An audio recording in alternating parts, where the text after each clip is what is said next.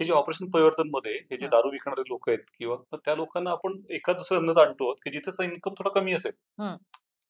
अर्थात सन्मानजनक असेल हो. व्यवसाय. मग असं ते शिफ्ट कसं करता? म्हणजे ते ट्रेनिंग नाही केलं, कसं केलं म्हणजे ते? ह्याचे ऑपरेशन परिवर्तनचे 4 टप्पे होते. ओके.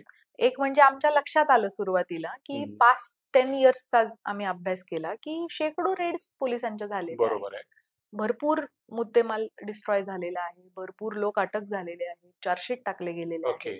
मग असं असताना सुद्धा का बरं हा हां. व्यवसाय तरी पुढे कंटिन्यू झाला? बरोबर आहे. मग त्याच्या 2 गोष्टी आम्हाला समोर आल्या. हं. एक म्हणजे त्यांना नॉलेज नाही, इग्नोरन्स आहे, बरोबर की आहे. मी हे नको करू तर काय करू? बरोबर आहे. आणि दुसरी गोष्ट म्हणजे इतक्या रेड्स करून सुद्धा ते अफोर्डेबल राहिलंय त्यांना. बरोबर आहे. त्यांना प्रॉफिटेबल राहिलंय ते अच्छा. इनफॅक्ट. म्हणून ते कंटिन्यू करतायत. बरोबर. म्हणून त्याचा पहिला टप्पा आम्ही ठरवला, की हे प्रॉफिटेबलच नाही राहिलं पाहिजे. बरोबर आहे. रेट्स इतक्या मोठ्या प्रमाणात झाल्या पाहिजे, की हे प्रॉफिटेबल नाही राहिलं पाहिजे. बरोबर आहे. मग आता हे जेव्हा प्रॉफिटेबलच उरत नाही, हो. तेव्हा ही कंपॅरिझनच होऊ शकत नाही ना, की इकडे जास्त मिळत हां. होते, हा तिकडे मुद्दा कमी आहे. मिळतील. बरोबर आहे. इकडं काहीच मिळत नाहीये आता. एक्झॅक्टली. आता दुसऱ्या पर्यायावर विचार केलाच पाहिजे. पण नॉलेज नाहीये, की काय करायचं. बरोबर. मग ते नॉलेज काउन्सिलिंगच्या ओके. माध्यमातून दिलं. मग तिसरा टप्पा रिहॅबिलिटेशन. बरोबर आहे. जवळपास 700 प्लस कुटुंब ओके. रिहॅबिलिटेट त्या काळात आम्ही करू शकलो 1 ते 1.5 वर्षांच्या पिरियडमध्ये. बरोबर आहे. आणि मग चौथं होतं अवेअरनेस, की जे सेवन करतात त्यांना सुद्धा हे किती घातक आहे, बरोबर याचा आहे. काय परिणाम होऊ शकतो, हे त्यांच्या निदर्शनास आणून दिलं. बरोबर आहे. आणि त्यांच्याकडून डिमांड साइड कमी करण्याचा प्रयत्न केला, की डिमांड ओके. कमी झाली तरी सप्लायला अर्थ उरत नाही. हो. आणि बरोबर सप्लाय आहे. कमी झाल्यावर डिमांडला पण अर्थ उरत नाही.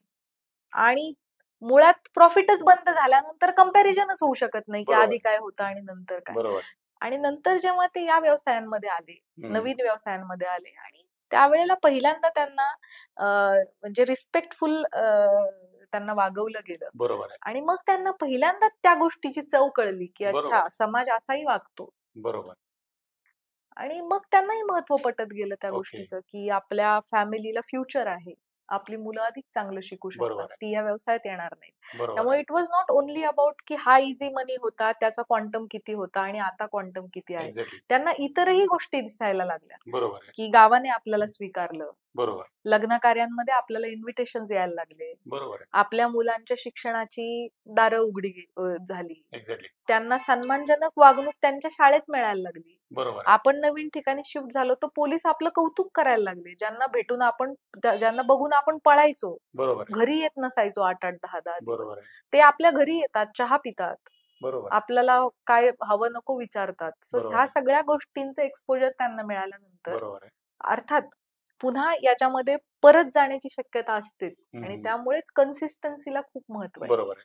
म्हणजे आमच्या फॉलोअपमध्ये हेही बघितलं जायचं, की जो आता सुधारलाय, वेगळ्या हं, हं. व्यवसायामध्ये गेलाय, तो फक्त आपल्या समाधानासाठी वेगळ्या व्यवसायात आलो दाखवतोय आणि हे चालूच आहे, अच्छा. असं नको व्हायला. बरोबर आहे. त्यामुळे तुम्ही तरी जाऊन त्याचं घर सर्च चेक करा. करायचंच आहे. बरोबर आहे.